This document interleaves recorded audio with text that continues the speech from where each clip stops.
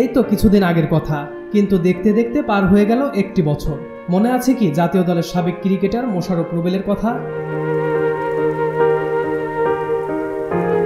2022 সালের 19 এপ্রিল এমনই এক রমজান মাসে শেষ নিঃশ্বাস ত্যাগ করে পরপারে পাড়ি জমান মোশাররফ রুবেল, যে মিরপুর শেরে বাংলা ক্রিকেট স্টেডিয়ামে 2019-এ খেলেছিলেন নিজের শেষ ম্যাচটা।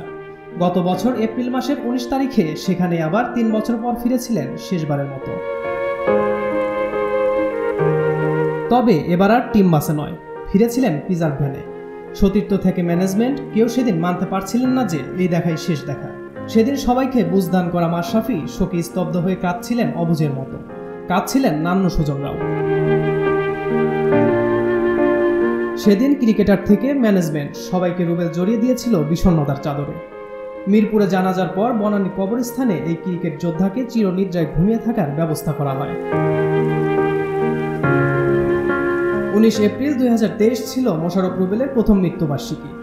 এই বিশেষ দিনে পরিবারের পক্ষ থেকে রাজধানীর একটি মসজিদে আয়োজন করা হয়েছিল মিলাদ ও দোয়ার মাহফিল। রুবেল যেখানে আছেন দোয়া পৌঁছে দেওয়া ছিল এর মূল উদ্দেশ্য। মিলাদ শেষে গণমাধ্যম কর্মীরা হাজির হয়েছিল রুবেলের স্ত্রীর সামনে।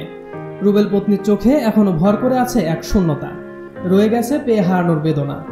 স্বজন হারানোর বেদনা নিয়েই যে আরও একটি ঈদ কাটাতে যাচ্ছে তার পরিবার।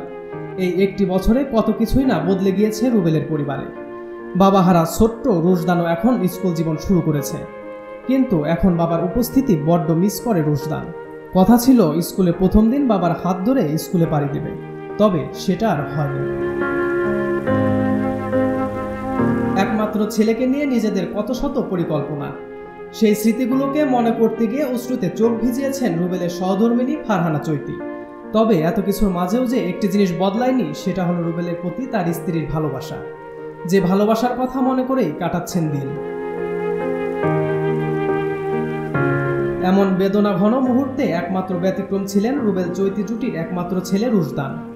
ছোট্ট শিশুটি এখনো বুঝেই উঠতে পারেনি যে তার সবচেয়ে বড় অভিভাবককে হারিয়েছে। কষ্ট তাকে এখনো ছুঁতে শেখেনি। নিজের মতোই খেলাধুলায় ব্যস্ত থাকে সে। এখন একমাত্র ছেলে রুশদানকে আঁকড়ে ধরেই বাকিটা জীবন কাটাতে চান রুবেলের স্ত্রী।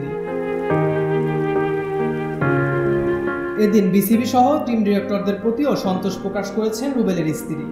তারা ফাইন্যান্সিয়ালভাবে সাহায্যের কথা বললেও তা গ্রহণ করতে রাজি হননি চৈতি, বরং নিজের জন্য চেয়েছেন শুধু তাদের ভালোবাসা আর মমতা, এবং ছেলের জন্য চেয়েছেন একটু দোয়া।